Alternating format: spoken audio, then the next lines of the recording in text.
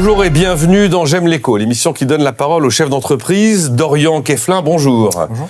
Vous êtes le PDG cofondateur d'IOPOL. Et à vos côtés, l'autre cofondateur, Nicolas Saudemont. Bonjour. Bonjour. Et directeur des ventes d'IOPOL. Vous éditez un logiciel, une plateforme en fait de facturation électronique, une espèce de petite révolution là qui se prépare un peu enfin pas sournoisement, mais enfin toutes les entreprises ne sont pas au courant que début septembre 26 pour les grandes et les ETI, il faut faire de la facturation électronique. Et c'est pas un petit PDF envoyé par mail. Non. C'est beaucoup plus révolutionnaire que ça. Un an plus tard, ce sera pour les PME et les micro-entreprises. Et tout le monde doit recevoir, pas simplement émettre là pour ces dates-là, mais recevoir des factures électroniques à compter du 1er septembre 2026. Vous êtes une PDP, une plateforme dématérialisée partenaire, c'est ça ?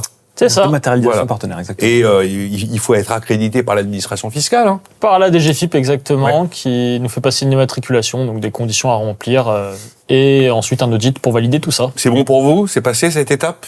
C'est en cours. C'est en cours. Comme pour tout le monde. Ces fameuses plateformes, les entreprises vont être amenées à travailler avec des plateformes. Mais vous, c'est particulier. Vous n'allez pas être en relation directe avec les entreprises. À qui vous vendez aujourd'hui IOPOL ? Alors, quasiment uniquement à des éditeurs de logiciels. Ce sont nos clients, c'est eux qu'on cible. Et les entreprises, elles, voient avec leurs éditeurs de logiciels et donc elles n'ont pas forcément besoin d'en changer. D'accord. Il faut utiliser leur logiciel d'aujourd'hui qui va se mettre à jour grâce à notre solution. Donc, un éditeur de logiciel qui est lié à un phénomène de facturation, que ce soit dans n'importe quel service, va utiliser une solution technique IOPOL. C'est ça. Ouais.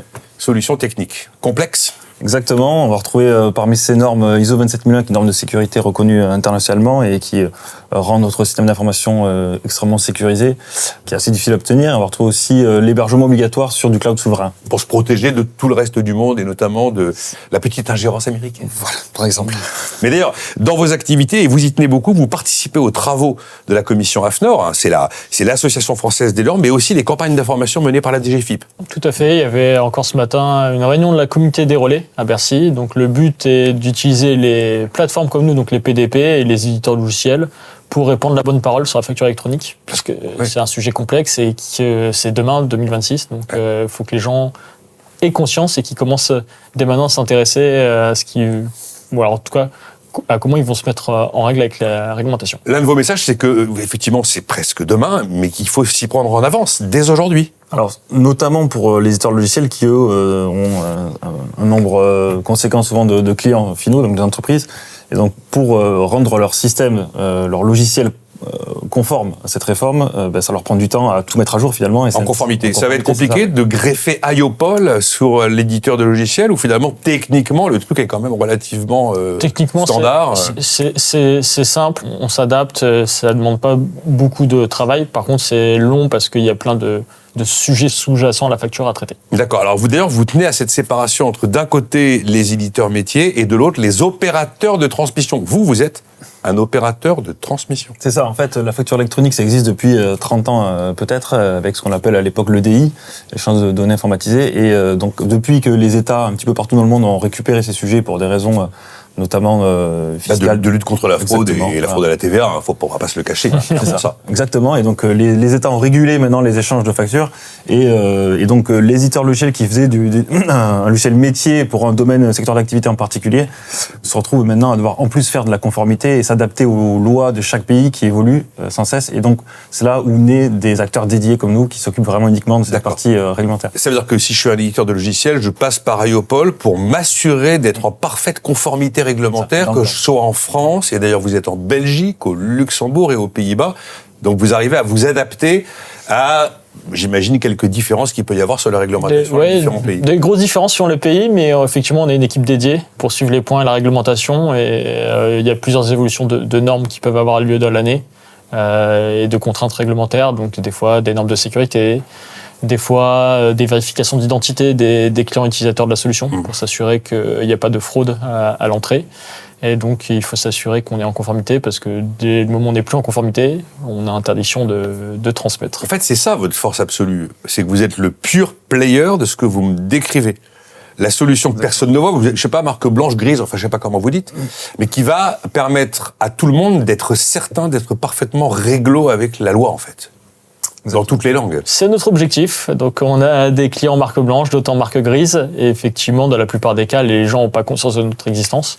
Pour nous, le but, c'est qu'ils soient en conformité. Et après, les éditeurs savent très bien qui on est, même si On n'est pas les plus gros du marché. Non, mais vous faites un seul métier, vous le faites bien. Exactement. C'est un peu ça l'idée, quoi. Vous êtes concentré vraiment sur c'est cette brique technique essentielle qui permet la conformité réglementaire. C'est ce qu'on souhaite. Alors, j'ai dit Belgique, Luxembourg, Pays-Bas. Vous avez d'autres perspectives parce qu'en fait, ça va devenir quoi ça, une norme mondiale, la facturation électronique obligatoire, vous croyez? Alors dans chaque pays, on voit que ça marche pas mal dans d'autres pays, du coup se disent on va faire la même chose chez nous, et donc chacun adapte un petit peu leur réglementation, et donc nous effectivement on a des sujets, il peut y avoir Singapour, il peut y avoir les Émirats arabes, il y en a pas mal de pays comme ça qui lancent ces sujets, ou qui sont déjà lancés, et donc nous on vient soit via des partenariats, soit directement travailler avec ces pays. Ouais. Parce que vous disiez qu'il y a des pays qui ont adopté la facturation électronique depuis déjà longtemps et qui ont vu des résultats en matière de rentrée fiscale très très très convaincants. L'Italie, lancée 2019-2020, année Covid, et entre 3 et 4 milliards de TVA en plus. Oui, c'est ça. Ah oui, effectivement. Bizarrement. Mais alors, moi, j'ai bien compris le côté assez révolutionnaire que ça va représenter, l'impréparation probablement de beaucoup d'entreprises qui n'ont sans doute pas totalement conscience de ce qui les attend. Est-ce que vous diriez que cette facturation électronique, c'est un progrès ou un emmerdement supplémentaire, en fait? Je pense qu'il ne faut pas le voir comme un emmerdement supplémentaire, sinon... de toute façon, c'est obligatoire. Hein, mais, je conçois pour les gens qu'ils peuvent le voir comme ça, mais il faut le voir comme une opportunité. Parce qu'effectivement, in fine, le premier gagnant, c'est l'État pour la fraude à la TVA. Mais le deuxième gagnant, je pense que c'est plutôt les petites entreprises qui ont à gagner sur les délais de paiement. Ah, les délais de paiement, ça va peut-être raccourcir ces fameux délais de paiement qui causent une faillite sur 4. On espère, parce que l'État verra en quasi-temps réel les évolutions, les échanges. Donc ils pourront taper assez vite, assez fort sur les mauvais payeurs. Bon. Il y a une loi, enfin c'est réglementé par la loi, les délais de paiement, même s'il n'est pas respecté. Effectivement, c'est un aspect très positif de la facturation électronique. Pour eux, et après on sait aussi qu'ils auront des gains financiers sur le coût que peut représenter une facture papier versus une facture électronique. C'est-à-dire que vous ferez des relances en cas de mauvais non-paiement, vous pouvez passer par le système. Enfin, vous avez plusieurs possibilités d'économiser des lettres recommandées, du courrier, donc du temps et de l'argent pour les équipes. Bon argument aussi, j'y ai pas pensé. Oui, puis il y a une chose aussi, c'est qu'on cette réforme va aussi rajouter tout ce qu'on appelle le cycle de vie. Donc on va pouvoir, par exemple, quand on va émettre la facture, la personne en face va dire je l'ai bien reçu, j'ai besoin il me manque la commande, donc rajoute-moi la commande. Donc il va y avoir tout un système d'aller-retour comme ça, et donc le personne qui va facturer va avoir en temps réel où en est sa facture en fait. Convaincant sur le fait que ça n'est pas qu'une contrainte supplémentaire.